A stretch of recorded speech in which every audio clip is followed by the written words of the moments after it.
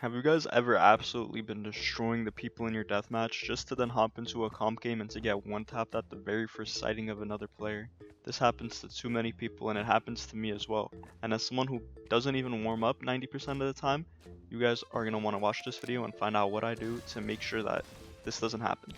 One thing I want you guys to know before we get into this is that your focus is the key. Your focus is what really matters. You're going to be so much more focused than a competitive game, and maybe focus isn't even the right word because you're just going to be so much more pressured in a competitive environment as opposed to a deathmatch where you're running around freely doing whatever you want.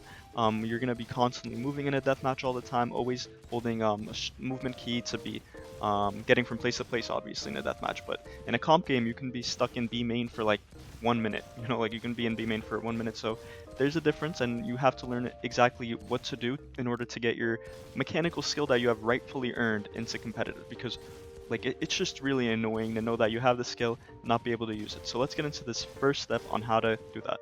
Before we get into the steps, guys, I just want to quickly announce that I do host coaching for anybody who's interested in getting better at the game. I do one-on-one sessions, and I charge very like fair prices. So I'm not charging crazy prices that these other coaches are charging because it's just not realistic for just the video game. So yeah, guys, if you're interested, I will be doing a free VOD review for anybody who comments GOAT Coach under this video. So GOAT Coach, and if you comment that, I'll give you one free VOD review. So the first step is mindful practice. So when you're in a deathmatch, I want you guys to be mindful of what you are doing in each deathmatch. So for instance, if you're playing 3 deathmatches, do 1 deathmatch for holding angles, do 1 deathmatch for peeking angles, like wide swinging or I don't know, any kind of peek, maybe jiggle, and then do another one where you're maybe taking your time and using a sheriff. You want to diversify your deathmatch pool, because if you're just using a vandal, well, you're not going to always be using a vandal in competitive, and you're not always going to be just holding people peeking into you if you play deathmatch like that, which is usually a good idea. Like, don't get me wrong, I'll get into this in one of the next steps, but holding angles is actually a really smart move. But yeah, have a plan going into this. Have a deathmatch schedule where you do certain things so that you improve at certain tasks instead of just randomly going at it looking for the best. So guys, I know I mentioned that I was going to be talking about holding angles in another step, but actually I'm going to throw it in here. You want to hold angles in death matches. You want to do like maybe 3-4 death matches where you just hold people peeking into your crosshair, because this is the most direct translation into competitive. This is going to have the most quickest and most effective effect, simply put, because this is what you're going to be doing in pretty much every single Valorant scenario, either holding an angle, peeking an angle, but holding an angle is very important because you're going to be getting swung a lot in death matches. You're going to be getting swung a lot because it's a death match. Obviously, people are trying to work on their mechanics, so if you just hold them, you're going to get much better at that because you have a constant practice.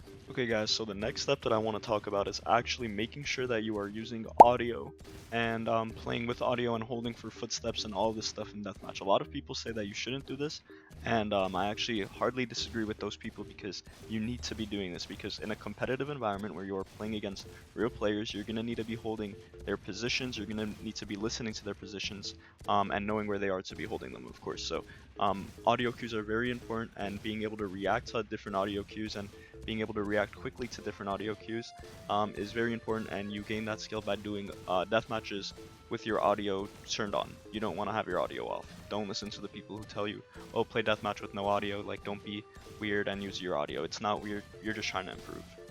And lastly, I just want to talk about letting go in comp. There's too much pressure on a lot of people to perform well in comp, and we feel as if you mess up one game, then our entire self-worth, and I'm saying this from experience, like you just feel like kind of useless if you play bad at Valorant, as sad as that might sound. So we want to avoid that. You guys want to let go.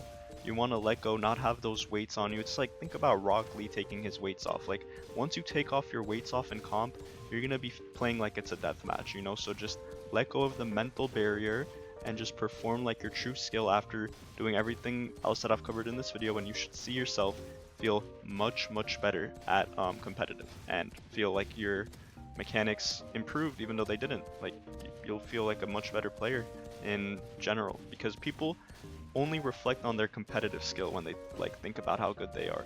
You know, they don't really think about how well they do in a deathmatch, even though they should, because that's also a reflection of their mechanics and the work that they put into learning the game. So, yeah, you guys just need to let go of the mental barrier and play as if it's a deathmatch, or play as if it's an unrated or a Swift player. Just get the mental barrier block out of your head.